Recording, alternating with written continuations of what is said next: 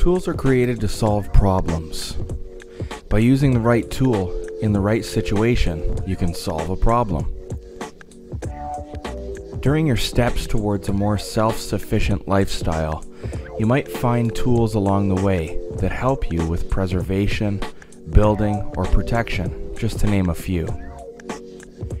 It's important to have these items at your disposal, but more importantly, to be sufficiently trained in their usage so as not to hurt yourself or anyone else while using them.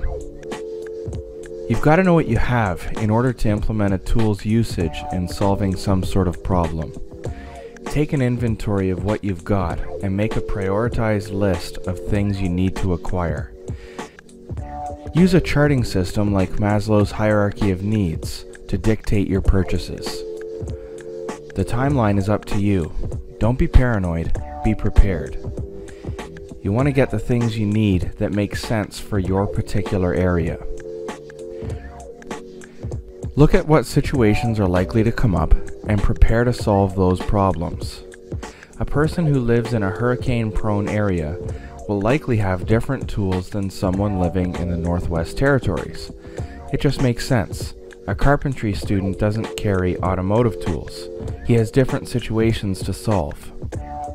The other thing I think is important when looking into your personal tool set is your physical ability to use these things that you have available to you. With the onset of a major adrenaline boost in the height of an emergency, you'll fall back on what you really know how to do. Make sure you know how to use what you have.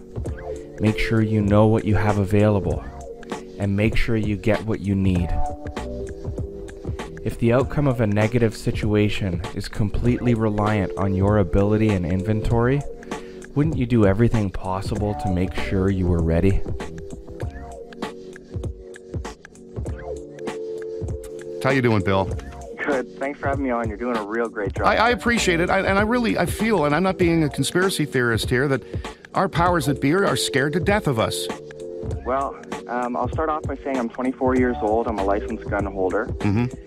I had a problem with trespassers this past winter. To get through it quickly, fresh snow, footprints leading back 3 doors down. Called the police the first time, and they said, quote, "It's a waste of resources to send somebody down unless there's somebody in your basement." The second time, the police officer showed up and said that they would not answer any more calls unless somebody was in my house.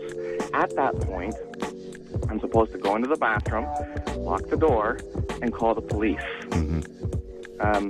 Regarding this Larry fellow who came out, with the unloaded shotgun, have you ever heard of the term civilian sheepdog?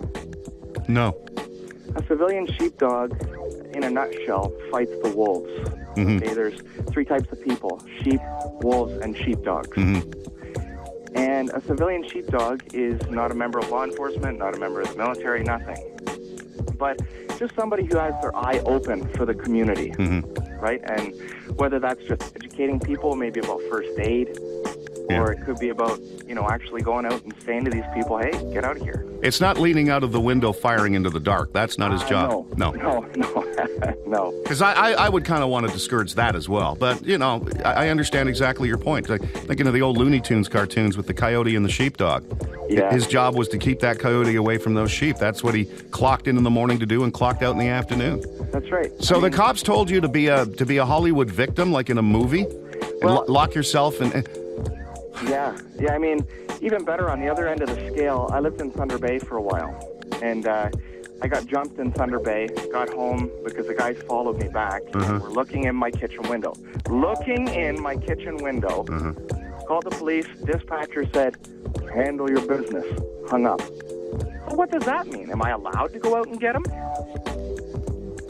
That's pretty ambiguous order to give someone. I'm just... The problem is, I don't know what I'm allowed to do. And I'm not saying that I'm just, the average cattle walking around. Like, I like to think I'm pretty informed. I'm a rational thinker. Yeah. And just don't want to be given the label of one of those young guys, Like, what am I allowed to do here, folks? I appreciate the call, Bill.